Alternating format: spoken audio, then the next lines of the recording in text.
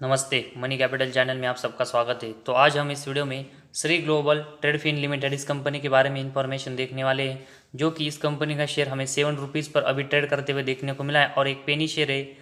तो ये पेनी शेयर हमें फ्यूचर में किस तरह के रिटर्न देते हुए देखने को मिल सकता है, उसके बारे में इंफॉर्मेशन देखने के लिए कंपनी के रिलेटेड फुल इन्फॉर्मेशन हमें देखनी पड़ेगी, जिसमें कंपनी कौन से बिजनेस में काम करती है, कंपनी के फंडामेंटल कैसे, कंपनी के ऊपर बोरिंग्स है क्या नहीं, और साथ ही में कंपनी के प्रमोटर है उनके पास कंपनी की अच्छी हिस्सेदारी है या नहीं, उसके बारे में सभी इन्फॉर्मेशन हमें देखनी पड़ेगी।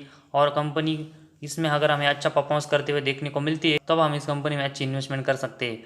तो फिलहाल सबसे पहले कंपनी के बारे में इंफॉर्मेशन देखने के लिए कंपनी का जो बिजनेस है उसके बारे में इंफॉर्मेशन देखेंगे। तो इस कंपनी का जो कोर बिजनेस है वो हमें trading iron and steel products का यहाँ पर देखने को मिला है। तो कंपनी का जो मेन बिजनेस है उसमें कंपनी हमें आयरन और स्टील का जो प्रोडक्ट है उसकी ट्रेडिंग करते हुए देखने को मिली है।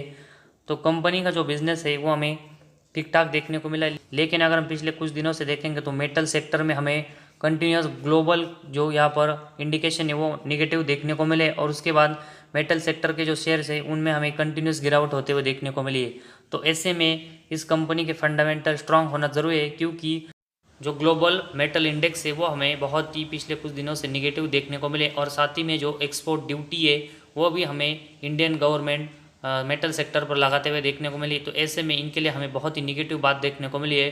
तो ऐसे में इन कंपनियों के फंडामेंटल स्ट्रांग होना ज़रूरी है, क्योंकि एक्सपोर्ट ड्यूटी और उसके साथ ही में जो ग्लोबल मेटल इंडेक्स हमें निगेटिव देखने को मिले उसके ऊपर मेटल सेक्टर के ऊपर हमें कंटिन्यूस यहाँ पर इम्पैक्ट होते हुए देखने को मिला है। तो ऐसे में इन कंपनी के फंडामेंटल अगर स्ट्रांग हो गए तो किसी भी गिरावट में हम इस कंपनी के शेयर को बाय कर सकते हैं और हमें फ्यूचर में ये कंपनी अच्छी रिटर्न देते हुए देखने को मिल सकती है।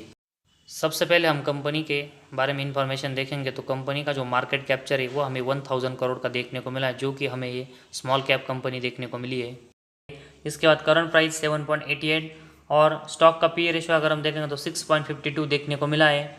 तो कंपनी का जो पी रेशियो है उसके कंपेरेटिवली अगर हम देखेंगे तो कंपनी का शेयर हमें अच्छे वैल्यूएशन पर अभी ट्रेड करते हुए देखने को मिला है, और उसके साथ ही में बुक वैल्यू हमें 6.25 देखने को मिले। तो इसके आसपास से हमें कंपनी का शेयर अभी ट्रेड करते हुए देखने को मिला है। वही आरओसी कंपनी का 28.3% और आरओई हमें 27.4% का देखने को मिला है। तो कंपनी के रिलेटेड जो अभी हमने रेशो देखे, जिसमें पी रेशो, पीबी रेशो, साथ ही में कंपनी का आरओसी और आरओई, इन सब में कंपनी हमें अच्छे वैल्यूएशन पर और अच्छी परफॉर्मेंस करते हुए देखने को मिली है। इसके बाद फेस वैल्यू देखेंगे तो 1 रुपीज़ की है, तो फ्यूचर में हमें कंपनी का शेयर स्प्लिट होते हुए देखने को नहीं मिलेगा।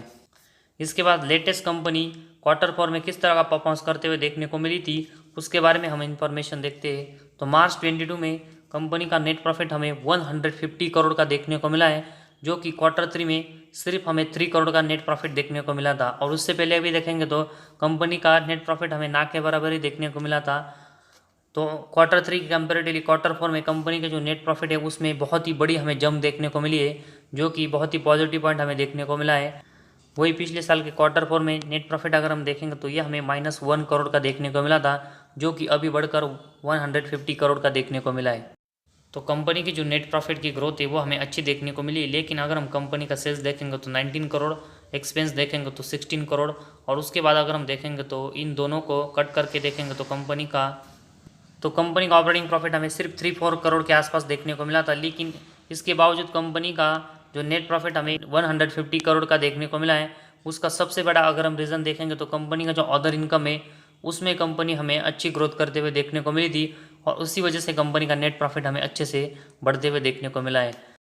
तो अदर इनकम की वजह से कंपनी जो प्रॉफिटेबल हुई है उसकी वजह से अभी हम ज़्यादा इन्वेस्टमेंट इस कंपनी में नहीं कर सकते। इसके बाद कंपनी का प्रॉफिट एंड लॉस स्टेटमेंट है उसके बारे में हम इंफॉर्मेशन देखेंगे। तो सबसे पहले हम कंपनी का जो सेल्स है उसके बारे में इंफॉर्मेशन देखते हैं। तो मार्च 15 में कंपनी का सेल्स 294 करोड़ का था। इसके बाद 132, 46, 243। तो मार्च 18 तक अगर हम देखेंगे तो कंपनी का सेल्स हमें एक अच्छे से होते हुए देखने को मिला था। लेकिन मार्च 19 के बाद अगर हम देखेंगे तो कंपनी का सेल्स 15 करोड़, 1 करोड़, 1 करोड़ और मार्च 22 में 48 करोड़ का हमें देखने को मिला है। तो पिछले अगर हम 4 साल से देखेंगे तो कंपनी का जो सेल्स है वो हमें अनस्टेबल देखने को मिल रहा है। इसमें हमें कभी ग्रोथ होते हुए देखने को मिलती है, लेकिन उसके अगले ही साल अगर हम देखेंगे तो उसमें हमें बहुत ही बड़ा डाउनफॉल होते हुए देखने को मिलता है। तो ऐसे में इस कंपनी में ज़्यादा इन्वेस्टमेंट करना अभी रिस्की हो सकता है, क्योंकि कंपनी का सेल्स के परफॉर्मेंस हमें जिस तरह अनस्टेबल होते हुए देखने को मिले, उसी वजह से तो इससे कंपनी के बाकी के अदर परफॉर्मेंस है उसमें भी हमें इम्पैक्ट आते हुए देखने को मिल सकता है।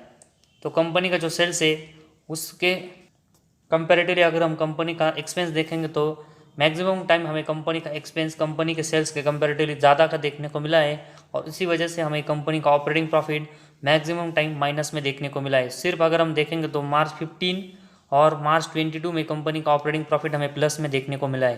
तो ये कंपनी के बिजनेस के लिए निगेटिव बात हमें देखने को मिली है।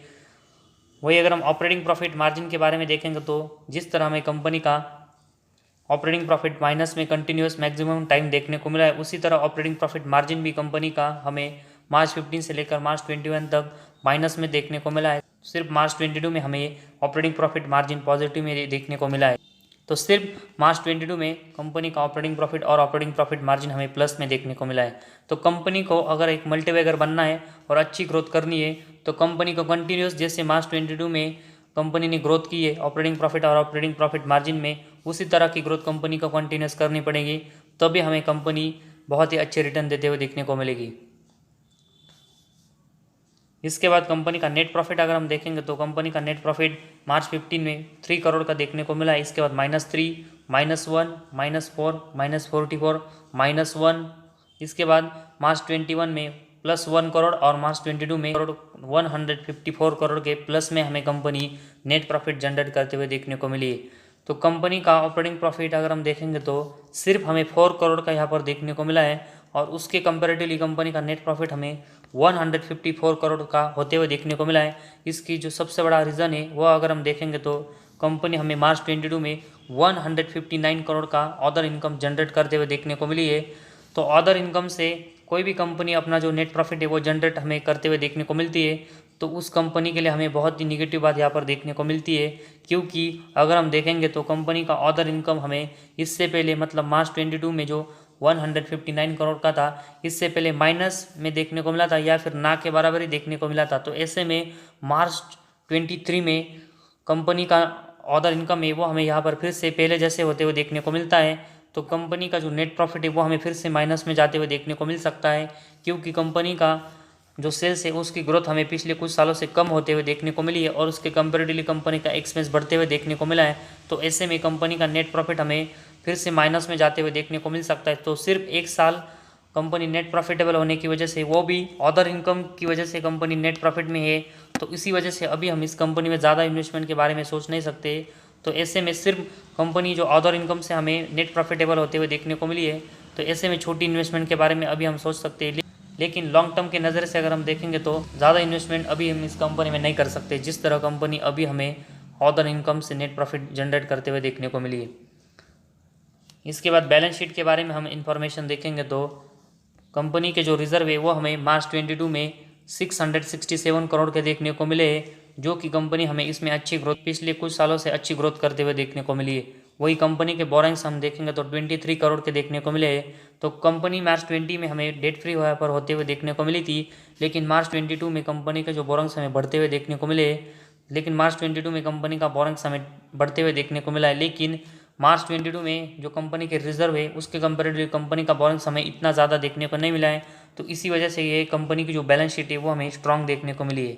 तो कंपनी अगर हमें अच्छा सेल्स करते हुए देखने को मिलती है और उसके कंपेरेटिव एक्सपेंस कम करते हुए देखने को मिलती है, तब हमें कंपनी का नेट प्रॉफिट है वो ऑटोमेटिकली यहाँ पर प्लस में आते हुए देखने को मिलेगा, क्योंकि कंपनी के ऊपर हमें बहुत ही कम यहाँ पर बोनस देखने को मिले। तो ऐसे में कंपनी को ज़्यादा इंटरेस्ट रेट चुकाना नहीं पड़ेगा और इससे कंपनी के नेट प्रॉफिट के ऊपर हमें कोई इम्पैक्ट आते हुए देखने को नहीं मिलेगा। तो इसलिए कंपनी को सेल्स की ग्रोथ अच्छी करनी पड़ेगी और उसके कंपेरेटिवली कंपनी को अपने एक्सपेंस कंट्रोल में करने पड़ेंगे। इसके बाद कैश फ्लोज के बारे में हम इंफॉर्मेशन देखेंगे तो मार्च 22 में कंपनी का नेट कैश फ्लो हमें 10 करोड़ का देखने को मिला है, जो कि प्लस में है, और मार्च 21 में 1 करोड़ के हमें कंपनी का नेट कैश फ्लो 1 करोड़ के प्लस में देखने को मिला था। तो पिछले 2 सालों में कंपनी के नेट कैश फ्लो में हमें कंपनी अच्छी ग्रोथ करते हुए देखने को मिली है, और इसी वजह से और मार्च इन 2 सालों में कंपनी अपने परफॉर्मेंस में हमें नेट कैश फ्लो कंट्रीब्यूट करते हुए देखने को मिली। तो ऐसे में कंपनी का नेट कैश फ्लो प्लस में होना है कंपनी के लिए पॉजिटिव पॉइंट हमें देखने को मिला है। इसके बाद डेप्टर डेज के बारे में अगर हम इंफॉर्मेशन देखेंगे तो कंपनी अपने डेप्टर डेज है वो हमें मार्च 20 के कंपेरेटिवली कम करते हुए देखने को मिली, जो कि एक अच्छी बात है। वही इन्वेंटरी डेज है वो कंपनी की 52 देखने को मिले हैं। तो इससे पहले कंपनी का इन्वेंटरी हमें 0 देखने को मिला है। तो इसके कंपेरेटिवली अगर हम देखेंगे तो कंपनी के इन्वेंटरी डेज हमें मार्च 22 में आते हुए देखने को मिले, लेकिन अभी भी हमें ये बहुत ही ज़्यादा देखने को मिले। तो कंपनी को इन्वेंटरी डेज है वो भी यहाँ पर कम करने पड़ेंगे, तभी ये हमें कंपनी के परफॉर्मेंस में हमें कंट्रीब्यूट करते हुए देखने को मिलेंगे। इसके बाद शेयर होल्डिंग पैटर्न के बारे में हम इन्फॉर्मेशन देखेंगे तो मार्च 22 में हमें प्रमोटर के पास 60.91% की हिस्सेदारी देखने को मिली है। तो प्रमोटर की हिस्सेदारी पिछले कुछ क्वार्टर से हमें कम होते हुए देखने को मिली है, लेकिन अभी भी कंपनी के प्रमोटर के पास 60% की हिस्सेदारी देखने को मिला, जो कि एक पॉजिटिव बात है। वही पब्लिक के पास हमें 39.09% की हिस्सेदारी देखने को मिली है और एफआईज के पास हमें 0.01% की, मतलब ना के बराबर ही हिस्सेदारी इस कंपनी में देखने को मिली है।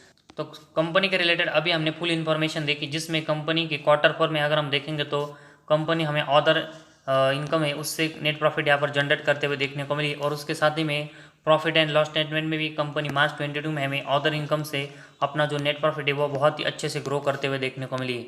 तो ऐसे में अभी हम इस कंपनी में ज़्यादा इन्वेस्टमेंट नहीं कर सकते, क्योंकि कंपनी हमें मेन बिजनेस के कंपैरेटिवली अदर इनकम से अपना जो नेट प्रॉफिट है वो जनरेट करते हुए देखने को मिली है। तो ऐसे में अभी हम ज़्यादा इन्वेस्टमेंट इस कंपनी में करेंगे तो कंपनी हमें आने वाले साल उसमें अदर इनकम यहाँ पर जनरेट करते हुए देखने को नहीं मिलती, तो इसका इम्पैक्ट हमें कंपनी के नेट प्रॉफिट के ऊपर होते हुए देखने को मिलेगा और कंपनी का नेट प्रॉफिट हमें लॉस में भी जाते हुए देखने को मिल सकता है। तो ऐसे में अभी हम इस कंपनी में जो कैश फ्लो हमें कंपनी के अच्छे देखने को मिले, साथ ही में कंपनी की बैलेंस शीट अच्छी देखने को मिली और प्रमोटर के पास इस कंपनी की अच्छी हिस्सेदारी है, और साथ ही में कंपनी जो नेट प्रॉफिट है वो एक क्वार्टर और एक साल में हमें अदर इनकम से ही यहाँ पर जनरेट जो करते हुए देखने को मिली है।